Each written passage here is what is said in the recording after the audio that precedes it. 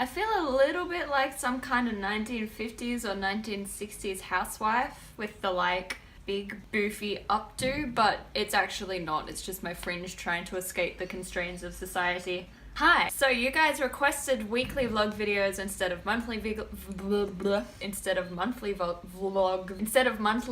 videos. God, that's really hard to say. And I had filmed week 1 of my monthly vlog video for May, but the entire footage is trash thanks to the very bad filming day that I had yesterday. So I figured, seeing as I can't use that footage anyway, why not film it again, but instead of as a monthly vlog, film it as a weekly vlog. This cup of tea is already cold because it's like 11 degrees Celsius today. It was actually like too hot to drink, and then in the space of time that it took me to get out my filming lights and plug them in, it went from being hot to being literally like below lukewarm. Anyway, let's first talk about what I've been up to. These vlogs aren't going to be very interesting for at least a while because I'm not up to much. I keep having phone conversations with my mom where she's like, so what's going on? And I'm like, literally nothing. I am applying for jobs and sleeping. And she's like, oh cool, and what else? I'm like, no, yeah, that's it. So you guys are gonna have the same problem there, where you'll be like, hey, nice vlog, what you been up to this week? And I'll be like, same as last week, applying for jobs and sleeping. I'm on like a few nanny and babysitter agency websites and applying for jobs as like a nanny or a babysitter.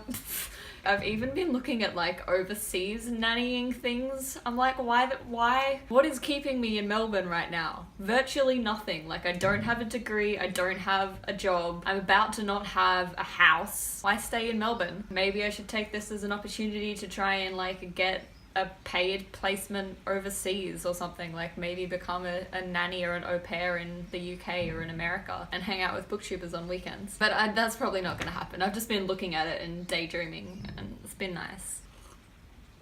This tea is so cold. So another little thing that I thought might be fun to chat about in my Talks with Tea or weekly vlogs is maybe like the BookTube videos that I've been watching recently that I have liked. You know, there's a BookTube channel and it's a community, so I thought it might be fun to share some like BookTube community moments. So one of them is by the gorgeous Darby from Darby Lane Reads, and she posted a Get Ready With Me video where she was talking about, I don't want to call it a scandal because it kind of has the wrong connotations about it, but a Latinx author who has recently, within the last couple of weeks, been accused of sexual harassment and sexual assault. The video didn't really have a purpose other than to kind of share her own emotional reaction to learning about this, first as someone who doesn't want to support an author who is accused of sexual assault and sexual harassment, but also from the standpoint of someone who is from Latino origin because she is Puerto Rican, and how this particular experience kind of hit a bit closer to home for her, being someone who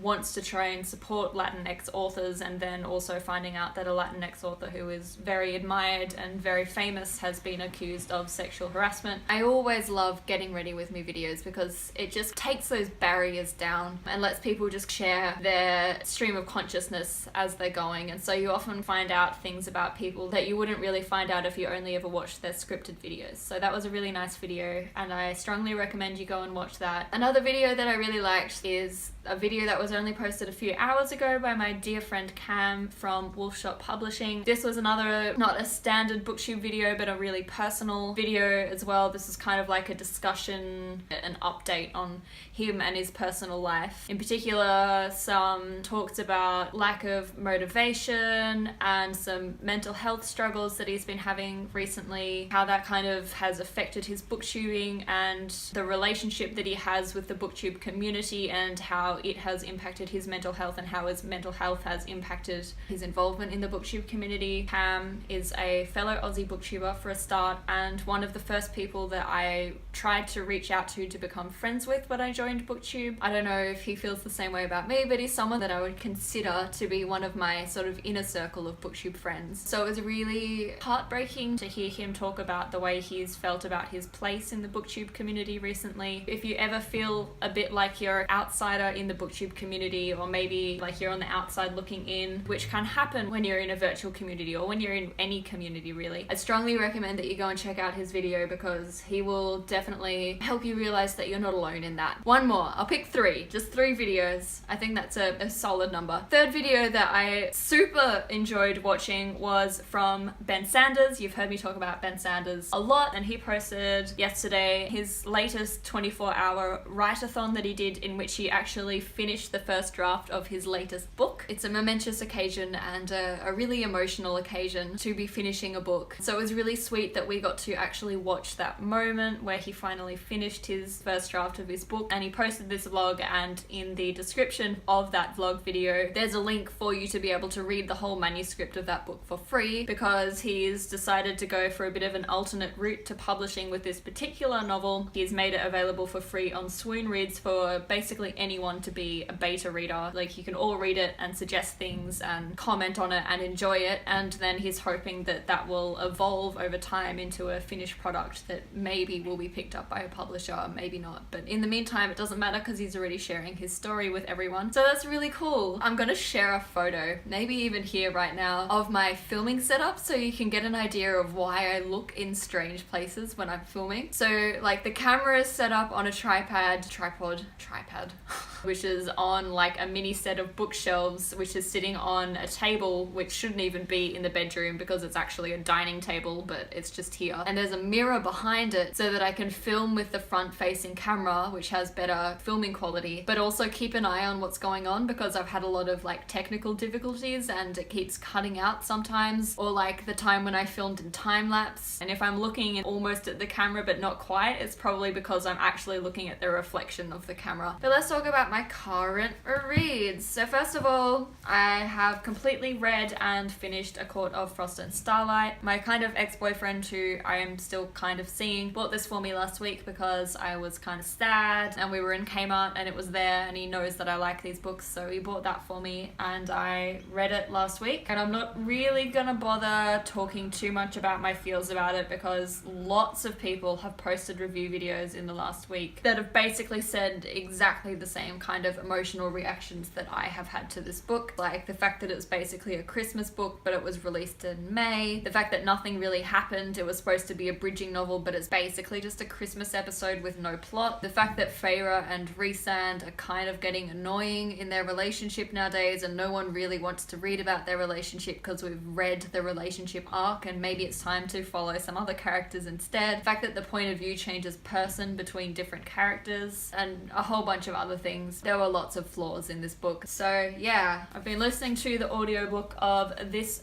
darling book right here and not enjoying it too much, to be honest. It's really slow, and I expected that to a degree because it is like 900 pages, but it's slow in ways that I wasn't prepared for. There's like whole conversations that aren't actually related to anything to do with the actual plot, but it is like people debating what to do with the Russian peasants in modern day Russia. Maybe that's a theme or like a thing that he's trying to explore in general. I just don't understand how it fits in with also the idea of like the two main relationships that are going on in the book that are like the actual plot arc. Like, it doesn't even seem to be a theme that's interwoven, it's just there. I would be able to forgive that more perhaps if it wasn't for the sake of the fact that I also don't like the characters very much. I like Levin and Kitty, like the secondary relationship, but the main relationship, aka Anna, aka the title character, I don't like her. I sit there and I'm like, you're a horrible woman. Like, why would I care that things aren't going the way that you want them to when you don't care about anyone around you? So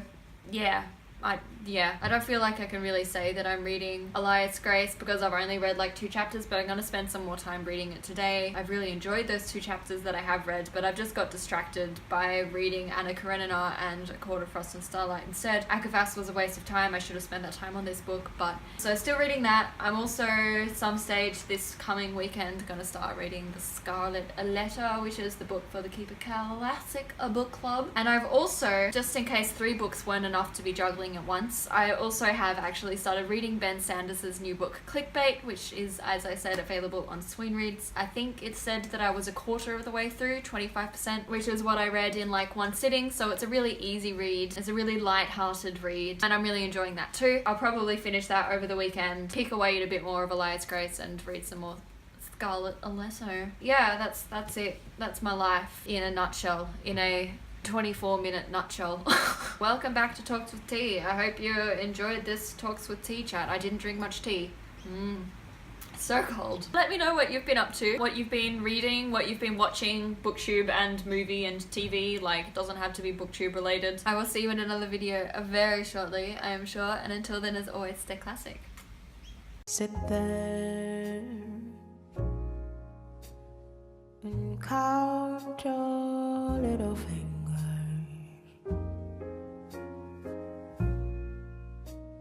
Unhappy little girl blue.